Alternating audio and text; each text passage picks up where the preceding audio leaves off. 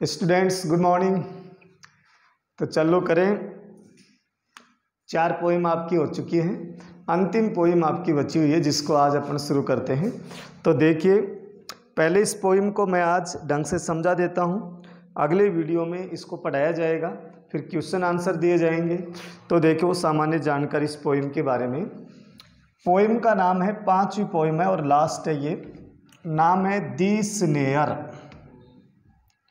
दी snare, शुद्ध English में बोलेंगे द स्नेयर। अगर एस है, एस के पहले अगर ये द आता है तो इसको द बोलते हैं, द। अगर ये शब्द किसी व्यंजन से पहले आए, मान लो रूम के पहले होता तो रूम एक व्यंजन है, कॉन्सोनेंट है, तो the room, the class, the girl, the table. लेकिन अगर ये शब्द किसी वॉइल्स के पहले आता, जैसे एलिफेंट के पहले आता,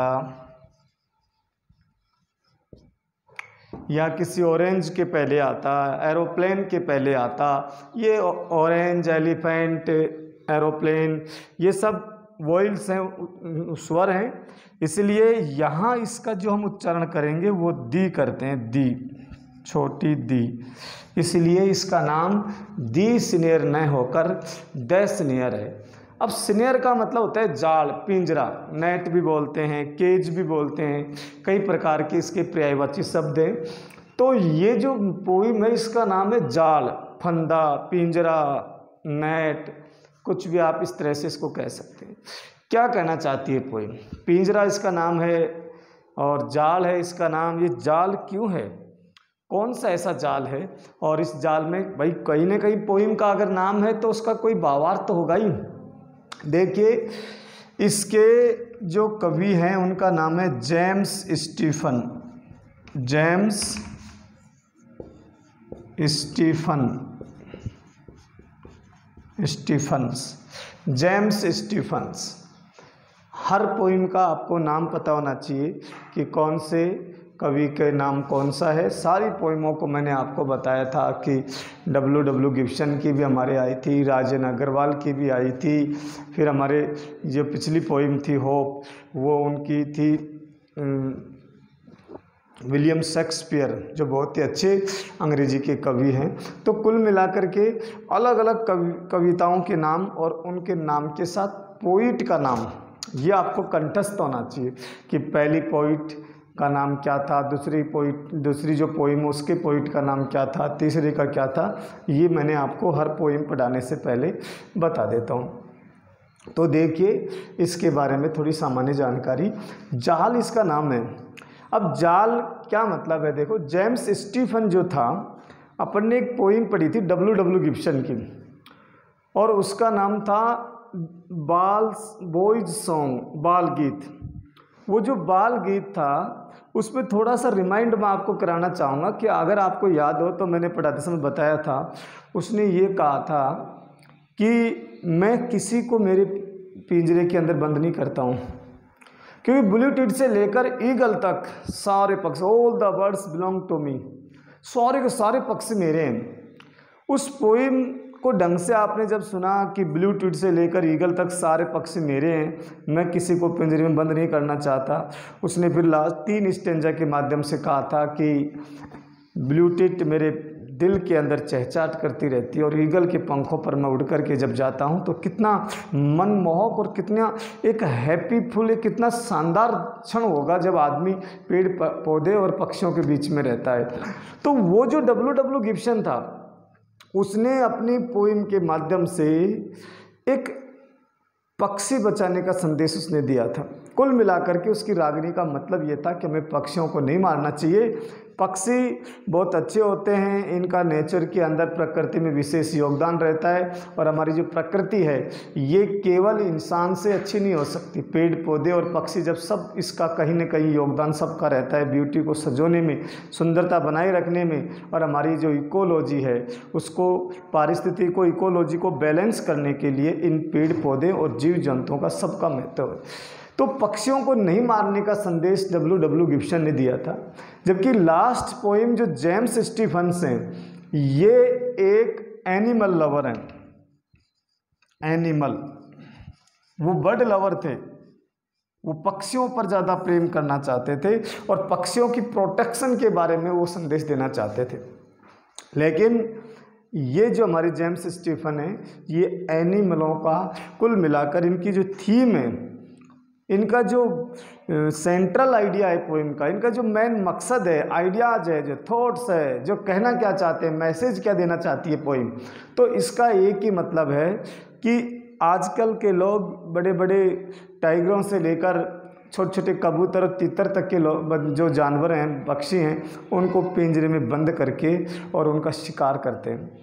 दुनिया भर की जगह आपने देखा होगा, साउथ इंडिया में जाओ, चाइना में जाओ, कई जगह जाओ तो दुनिया भर के एनिमलों को मांस के रूप में इस्तेमाल किया जाता है। अब उनका एक अपना अलग महत्व है, न जाने कौन कौन से जानवरों को लोग मांस के रूप में इस्तेमाल करते हैं। लेकिन ये जो जेम्स स्टीफन है, ये थोड़े अलग प्रकार के हैं, धार्मिक प्रवृत्ति के हैं। ये थोड़ा सा पक्षियों के, जानवरों के प्रति प्रेम दर्शाने वाले हैं।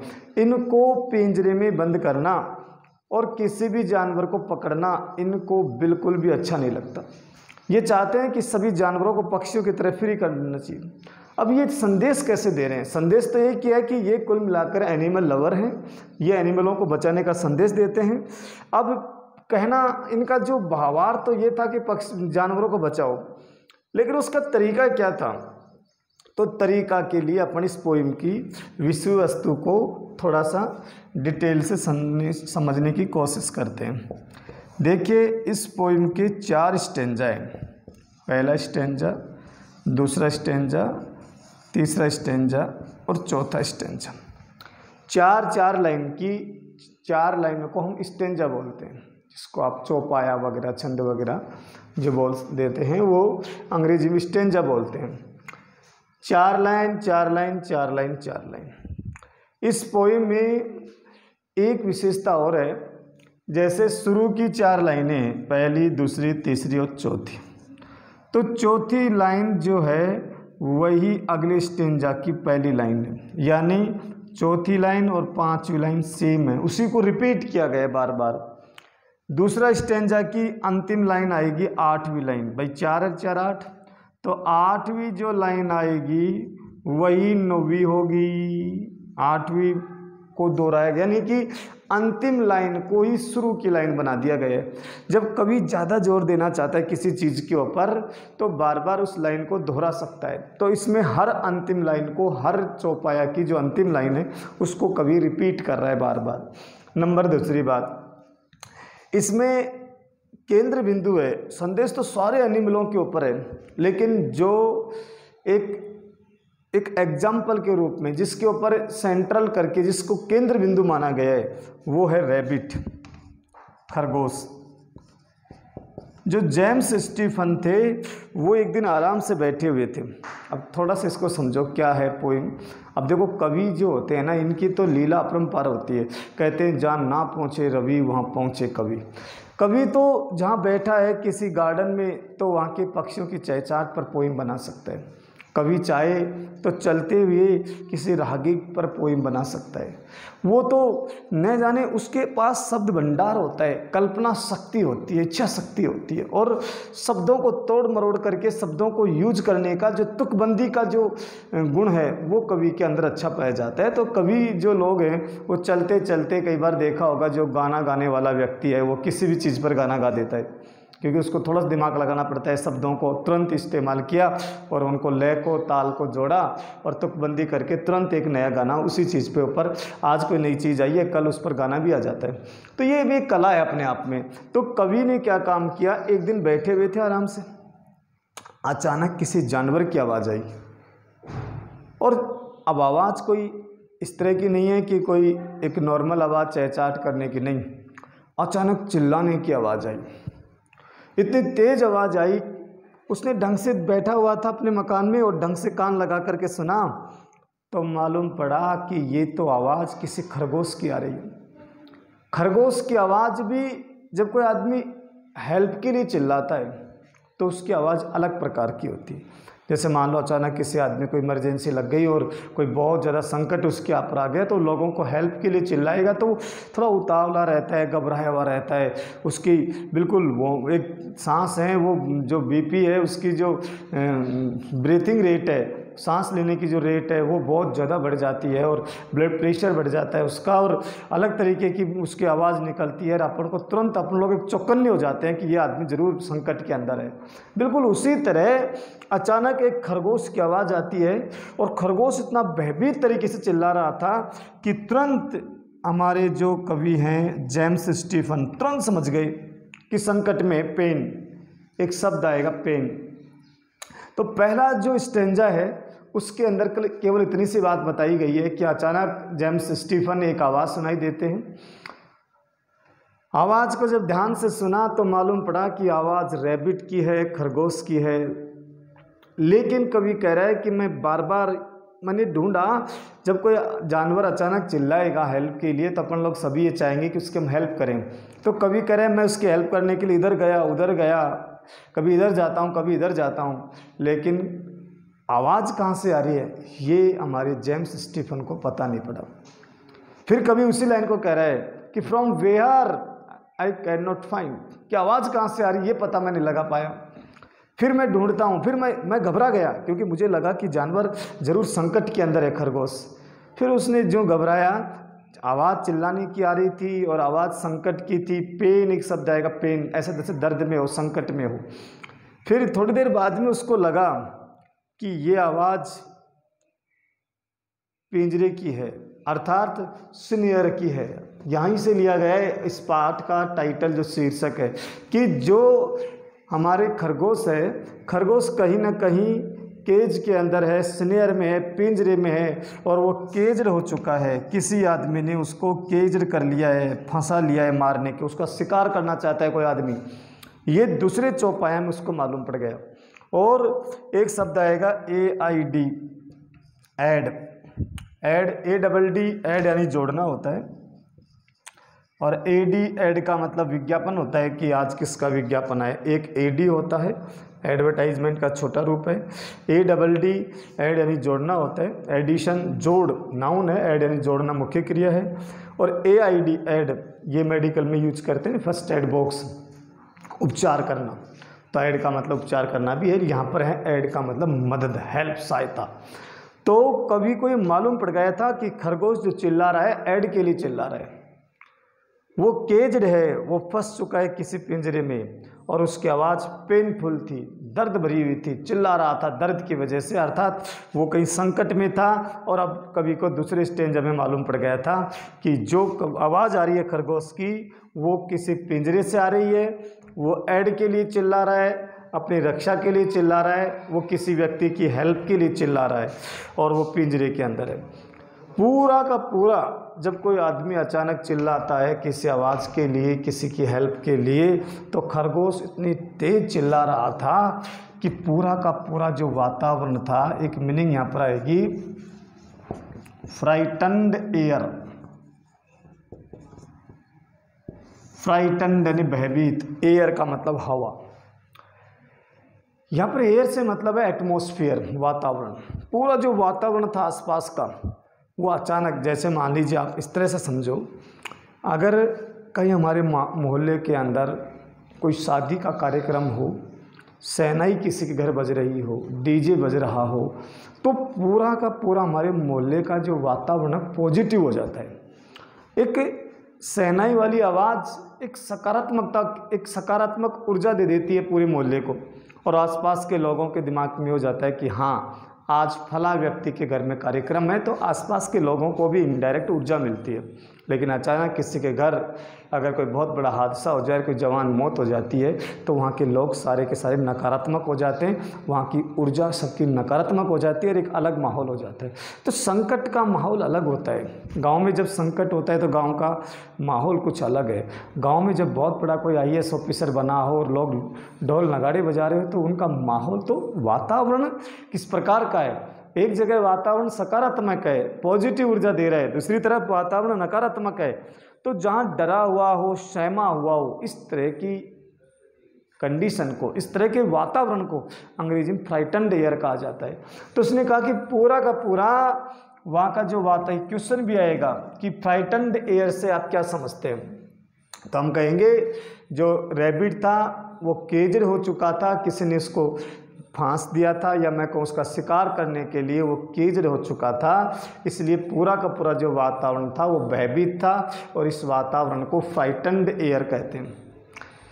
अब कवि अगले जो स्टेंजा है उसके अंदर कवि ये कहना चाहता है कि उसकी कल्पना करता है, उसके मन में एक इनडायरेक्ट एक चित्र बन जाता है। जैसे कोई आदमी हमें फ़ोन कर रहा हो, हम किसी की याद करते हो, हमारे आंखों के सामने उस आदमी की मायूस बना हुआ कि कोई आदमी हमारे से हेल्प मांग रहा है, या हमारे सामने भी नहीं है लेकिन फिर भी हमारे दिमाग में उसकी इमेज बन जाती है। तो कवि के दिमाग में उस खरगोश की, जो बेचारा पिंजरे में है, जो हेल्प के लिए चिल्ला रहा है, लेकिन बार बार कभी इधर उधर, बेचारा जेम्स स्टीफन कभी इधर भगता है कभी इधर भगता है, खूब पूरे वातावरण में चक्कर लगा के आ गया, लेकिन उसको ये पता नहीं कि ये जो पिंजरा है जहाँ फंसा पड़ा है बेचारा ये रैबिट खरगोश, वो कहाँ है, खूब ढूंढने की कोशिश करता है। तो उसका उस खरगोश की चित्र उसके दिमाग में आता है कि खरगोश ज़रूर मायूस हो रहा है, बेचारा रो रहा है, चिल्ला रहा है, लेकिन अंत तक कुल मिला करके कभी लास्ट में इधर उधर भग करके कोशिश करता है उसको ढूंढने की, लेकिन पूरे के पूरे पाठ के अंदर, चारों स्टेंजाओं के अंदर ये दिया गया है कि पूरा पाठ समाप्त होता है, लेकिन कभी यही कहता है कि मैं बार बार कभी इधर चक्कर काटता हूँ कभी इधर चक्कर काटता हूँ, लेकिन मुझे वो खरगोश मिलता नहीं है कि कहाँ है। तो कुल मिलाकर के पाठ के अंत तक, शुरू से लेकर अंत तक जो आवाज़ है उसके कानों में आती है, उससे लेकर पाठ समाप्त होने तक खरगोश का एक्यूरेशन, उसकी लोकेशन कि एग्जैक्ट कहाँ पर है ये उसको मालूम नहीं पड़ता, और इसी के साथ ये पाठ समाप्त हो जाता है। कुछ इसके क्वेश्चन आंसर हैं, उनकी हम चर्चा करते हैं कि देखो क्वेश्चन कौन कौन से इसके अंदर आए हुए हैं। जो सबसे अच्छा जो क्वेश्चन है जो बोर्ड में अक्सर आता रहता है वो ये है कि why is poet searching for rabbit. कवि खरगोश के लिए सर्चिंग क्यों कर रहे हैं, तलाश क्यों कर रहे हैं? तो सीधा सा आंसर है because the rabbit is caged है, पिंजरे में बंद है, और he wants to take aid, वो हेल्प लेना चाहता है।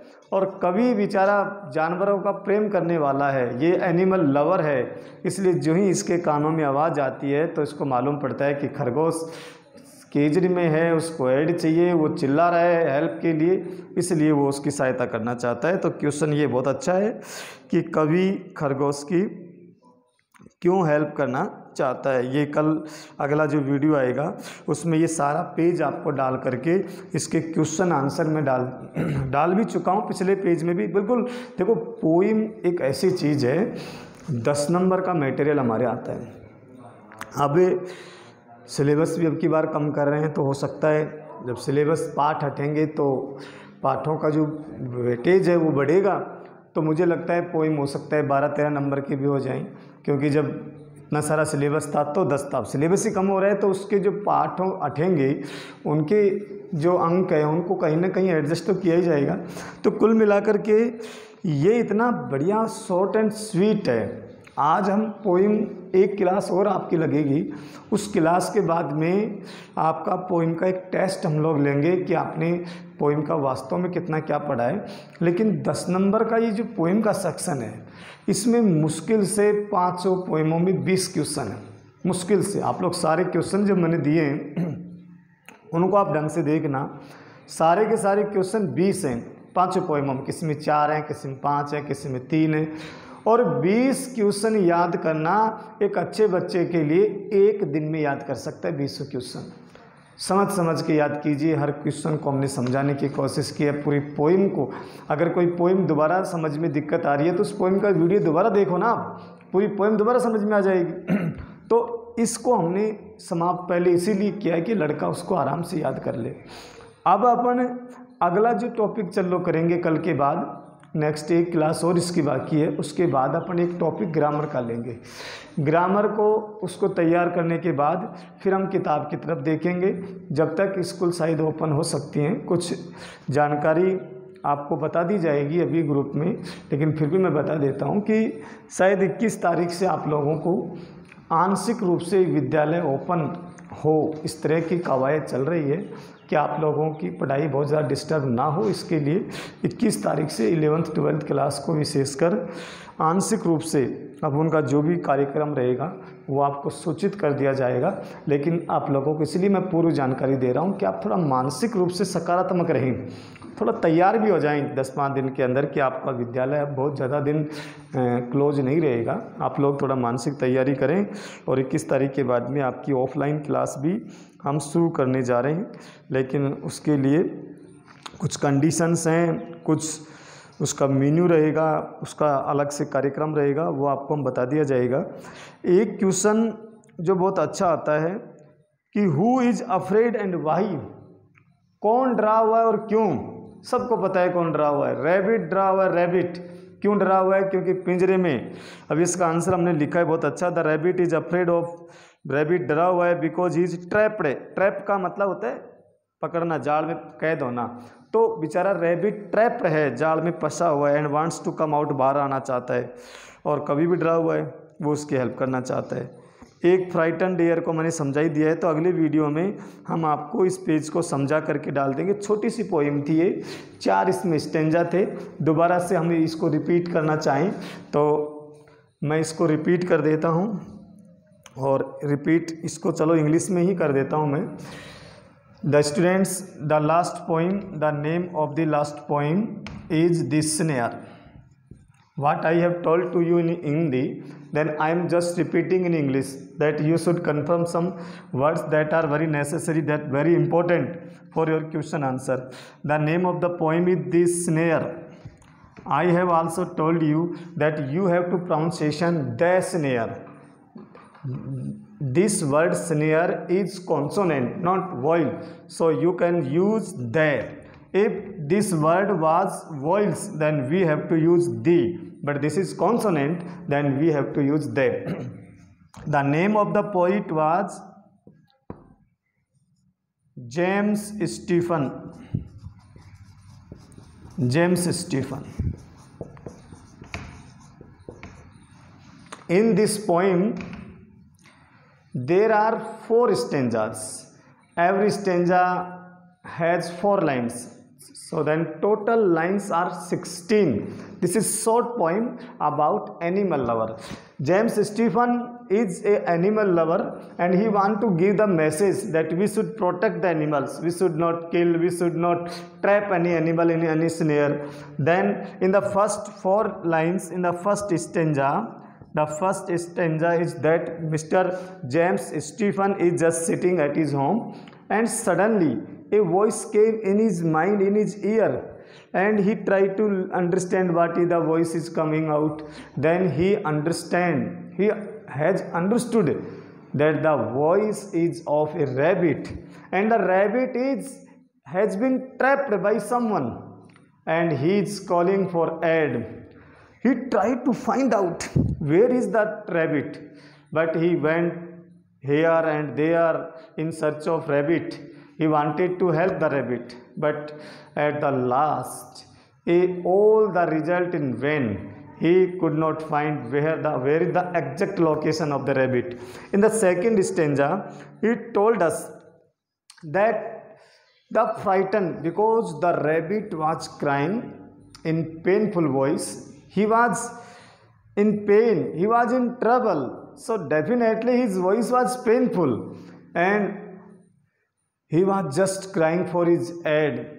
He wanted to take aid, and he was very serious problem. He has been trapped by someone. Then all the atmosphere was frightened. Frightened means negative atmosphere.